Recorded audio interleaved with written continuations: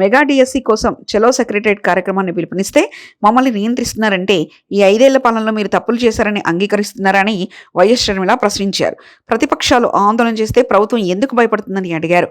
ఏపీలో కర్ఫ్యూ వాతావరణం సృష్టిస్తున్నారని మండిపడ్డారు. లేకుండా 10,000, 12,000 రూపాయలకు చిన్న చిన్న ఉద్యోగాలు చేసుకుంటూ బతుకుతున్నారు.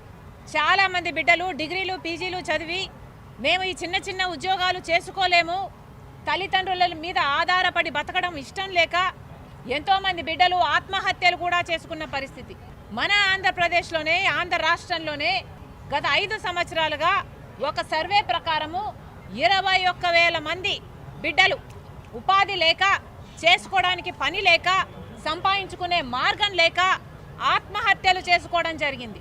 ఇది నిజంగానే ఆత్మహత్యలా లేకపోతే ప్రభుత్వం చేస్తున్న హత్యలా? ఇది ఇలాగే కొనసాగితే ఆంధ్ర రాష్ట్రంలో బిడ్డలు మొత్తము ఉపాధి లేక, ఇక్కడ ఉపాధి దొరకక వలసపోయి మన రాష్ట్రం అసలు యువతే లేని రాష్ట్రంగా తయారవ్వదా?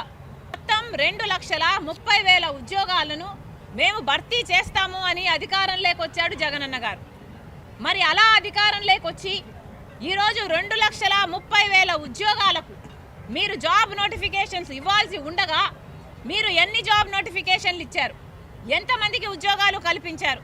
దాదాపు 30,000 ఉద్యోగాలు డిఎస్సి నోటిఫికేషన్లు మీరు ఇవ్వగలిగి, ఒక మెగా డిఎస్సి ఇవ్వగలిగి కూడా మీరు ఇవ్వకపోగా 6,000తో ఒక దగా డిఎస్సి ఇచ్చారు. మరి మీరు దగా ముఖ్యమంత్రి కారా? ఇందుకు నిరసనగా కాంగ్రెస్ పార్టీ ఆందోళన చేయాలనుకుంది, నిరసన తెలపాలనుకుంది. ఇది పాపమా? ఇది ప్రజాస్వామ్యం కాదా? మాకు నిరసన తెలియజేసే హక్కు లేదా?